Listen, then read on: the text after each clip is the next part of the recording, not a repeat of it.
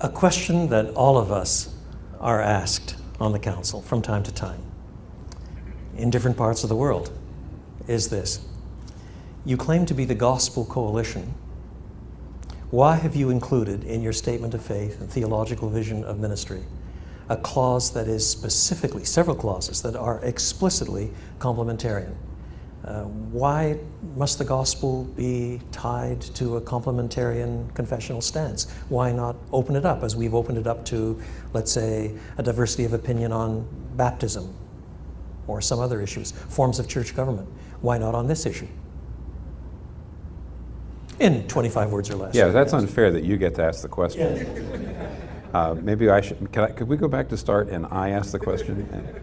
I think I would, ordinarily, I do get asked this all the time myself, and I would say, no, I don't believe anyone here in the Gospel Coalition feels that your understanding of the gender roles and the role of women directly is part of the gospel.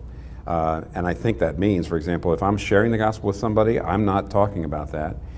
In fact, even if I start to talk to people about, well, if I become a Christian, they say, what will that mean to how I live? I'm not going to talk about it even at that point, because that would certainly muddy the waters and give people the impression that what it means to become a Christian is to adopt these various positions. So directly, no, it is not a gospel issue, because I don't have to tell people about this in order to teach the gospel to them.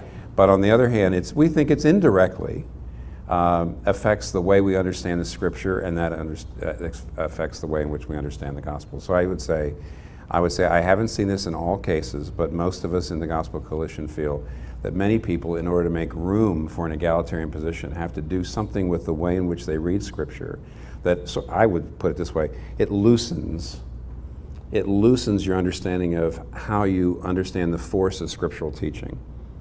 And there are plenty, I say, of people who loosen it only there, and then they keep it tight everywhere else. But some people, it loosens across the board. So we would say there's a number of things in our statements, our theological statement, our philosophy of ministry statement, that aren't directly involved with the heart of what it means to teach the gospel, but we think are entailments.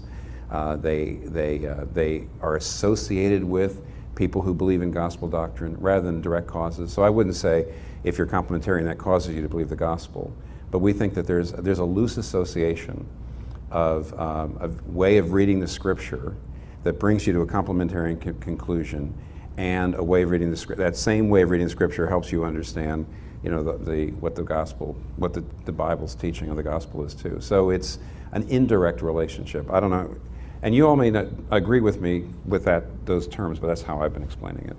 Well, John, you and I have talked about this on other occasions at great length, where we've talked about how complementarianism is in some ways a microcosm of the much bigger issue of men and women and family and structure. Why don't you share some of that with us? Yeah, I think we need to define complementarianism, because frankly, as I hear it's talked about, they dump all the old traditional baggage into it, and the egalitarians have good news, we have bad news. That's not the case. Complementarianism means God created male and female different, and He designed roles for which they are gloriously suited, not simply biologically, but in their very personhood and disposition and demeanor as male and female. In marriage, it means men will be sacrificial, taking responsibility leaders that most women love.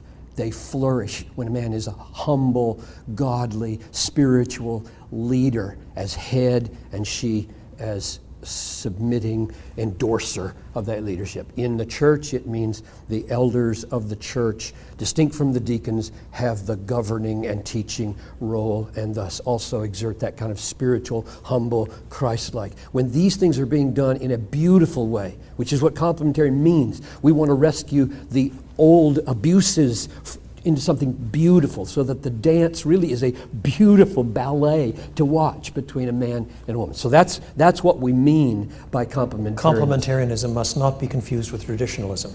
Right.